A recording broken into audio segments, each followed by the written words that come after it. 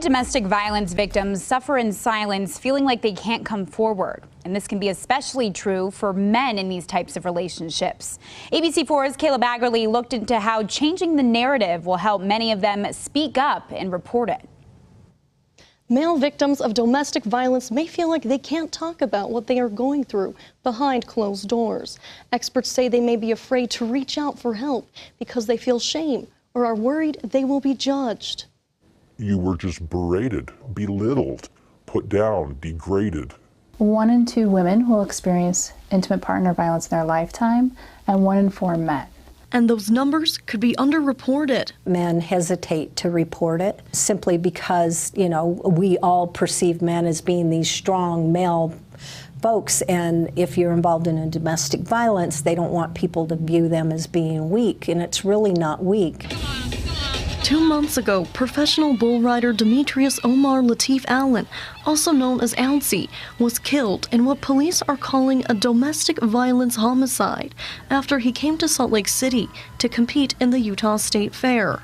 To know Ouncey was genuinely, truly to love him. LaShawn Denise Bagley, who police say had an on and off relationship with Allen, was arrested for investigation of murder and felony discharge of a firearm. Allen's family says that he was a great light in their lives, and the loss has been extremely difficult. It's like I'm still in a dream, and I just want to wake up and have him back. It just doesn't seem real to refer to him in past tense. A man who wishes to remain anonymous shared his story with ABC4 about how he felt abused emotionally and physically and controlled for over a decade of marriage. And behind closed doors, you have no idea what can happen. He says he constantly hoped his relationship would improve, but it did not. And my normal became daily more and more unnormal. He describes that he was kept away from his family and did not feel like he could tell anyone about what he was going through. To explain what it is I'm in, I just didn't want to do it. I couldn't do it. I was shell-shocked. And that he could never imagine he would experience what he did. I was walking on pins and needles, on absolute broken glass. I couldn't keep my mind straight.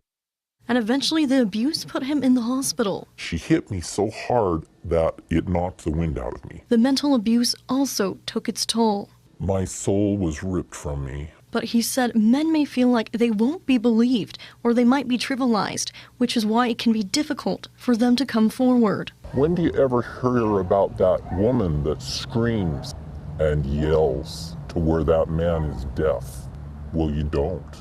Jennifer Campbell, the executive director with the Utah Domestic Violence Coalition, says men might feel uneasy about reporting if they're experiencing abuse due to stigmas. Assuming that it's just one type or one area is actually really dangerous in our narrative as a community, because it limits people's understanding of what they could do to help. She says in order to support victims of domestic violence, we need to listen and believe them. That there are people that are here to help you. They're trained professionals that recognize that domestic violence does impact men. More attention to it. Salt Lake County Sheriff Rosie Rivera says we need to take a look at harmful biases that could stop men from getting the help they need. This came up when Ouncey Mitchell was killed. I had a lot of media calling and people calling me and saying, but that doesn't happen. Men aren't victims, but men are victims. Our anonymous source says it isn't easy to come forward, but he hopes others do, so they are able to get the support they need and to get out of the abusive relationship. You put your foot down and say, this is enough, I've hit my brink. I can't do this anymore. Speak up about it and get out of it. If you or someone you know may be a victim of domestic abuse, call the hotline you see on the screen behind me. Kayla Baggerly, ABC4 News.